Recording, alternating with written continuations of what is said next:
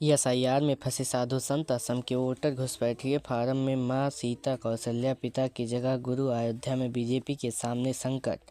नाम महंत सीताराम दास, पिता अभिभावक का नाम महंत त्रिभुवन दास जी, माँ का नाम जानकी माता।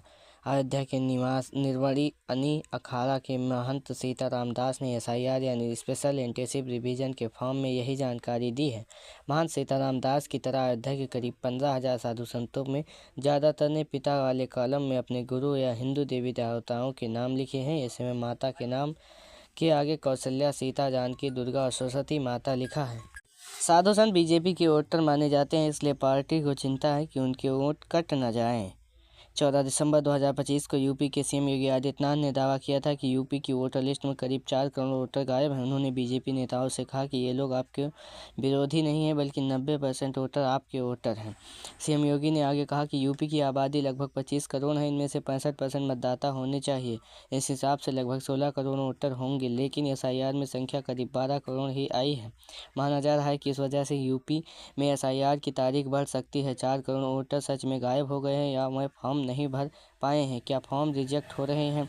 इन सवालों के जवाब जानने के लिए दैनिक भास्कर ने चुनाव आयोग के अफसरों और एक्सपर्ट से बात की। एसआईआर से जुड़ी दिक्कतें सिर्फ साधु संतों तक नहीं, पड़ोसी कामगार भी इससे प्रभावित हैं। केस 1, एसआईआर फॉर्म में मां के नाम की जगह सीता, जानकी, कौशल्या के नाम। अयोध्या के निर्वड़ी अनी अखाड़ा के महंत सीताराम दास ने 10 दिसंबर को एसआईआर का फॉर्म भरा था। सन्यासी धर्म के मुताबिक उन्होंने फॉर्म में अपनी माता पिता की पहचान न लिखकर गुरु और हिंदी देवी देवताओं के नाम लिखे हैं। इसकी जगह पूछने पर महंत सीताराम दास कहते हैं, मैं पारिवारिक जीवन से संन्यास ले चुका हूँ, विरक्त परंपरा का निर्वहन कर रहा हूँ। विरक्त मतलब जिसने अपने रक्त संबंध से रिश्ता तोड़ दिया है। अब न हमारी कोई माता है, न पिता है, न कोई गोत्र है, हमारे लिए ईश्वर ही सब कुछ है। मैं अपने एसआईआर फॉर्म में माँ के नाम की जगह जानकी माता का नाम लिखा है, क्योंकि वही पूरे जगत को पालती हैं, सबकी माँ वही है। एसआईआर फॉर्म में रामायण काल से जुड़े नाम लिखने की शुरुआत बीजेपी के पूर्व सांसद और दिवंगत हिंदू धाम पीठाधीश्वर डॉक्टर रामविलास दास वेदांती ने की थी। उन्होंने फॉर्म में मां के कॉलम में जानकी माता का नाम लिखा था। इसके बाद अयोध्या के दिगंबर अखाड़े और हनुमानगढ़ी के बाकी संतों ने भी ऐसे ही किया। अयोध्या डेवलपमेंट अथॉरिटी के मुताबिक शहर में 60 वार्ड हैं। यहाँ 24.7 लाख लोग रहते हैं। इनमें से 12.6 लाख पुरुष और 12.1 लाख महिलाएं हैं। इनमें से 15,000 से ज़्यादा साधु संत हैं। ये त्रिमोही, दिगंबर और निर्वाही यानी अखाड़ा में रहते हैं। फार्म में भगवान का नाम लिखने से उनकी माता का नाम अधूरी जानकारी माना जा सकता है। बीजेपी के अवध प्रांत से जुड़े एक सीनियर लीडर इसे पार्टी के लिए बड़ा संकट मानते हैं। नाम न जाहिर करने की गुजारिश पर वह कहते हैं, साधु समझ नहीं पा रहे हैं कि इस फैसले से उनका फॉर्म रिजेक्ट हो सकता है। ऐसा हुआ तो उनका नाम वोटर लिस्ट से हट जाएगा। मैंने खुद अयोध्या के संत समाज से अपील की है कि मैं फॉर्म में अपने वास्तविक माता पिता का नाम भरे। कई लोग ने मेरी बात मानकर सही फॉर्म भरा है, लेकिन ये संख्या बहुत कम है।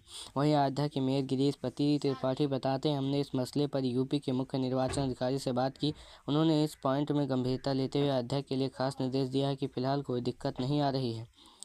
एक्सपर्ट बोले, साधु संतों के लिए एसआईआर में अलग ऑप्शन हो।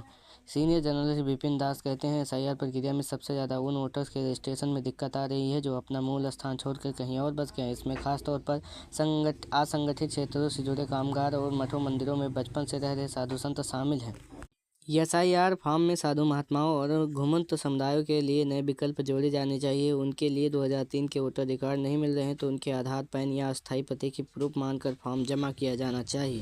केस 2, आधार कार्ड एनआरसी लेकिन घुसपैठिया बोला जा रहा है। एसआईआर प्रक्रिया के बीच 22 नवंबर को सीएम योगी ने सभी डीएम को आदेश दिया कि वे जिलों में घुसपैठियों की पहचान करें और उनके खिलाफ सख्त एक्शन ले। इस आदेश के बाद 4 दिसंबर को लखनऊ नगर निगम की टीम गुटबा थाने के फूलबाग कॉलोनी पहुंची। अधिकारियों ने झुग्गी बस्ती में रहने वाले असम के लगभग 50 मजदूर परिवारों की जगह खाली करने का अल्टीमेटम दे दिया।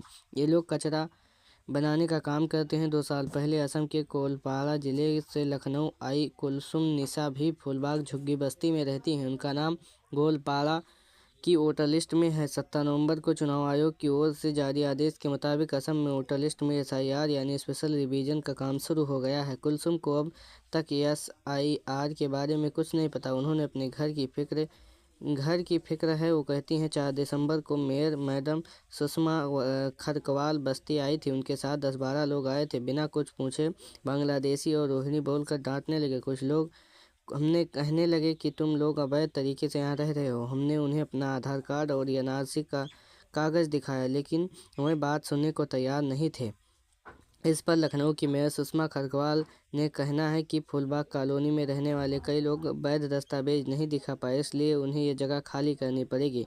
कुलसुम के पड़ोसी इंताज अली को भी घर खाली करने के लिए कहा गया है। वे भी शहर में कचरा उठाने का काम करते हैं, 8,000 रुपये महीना कमाते हैं।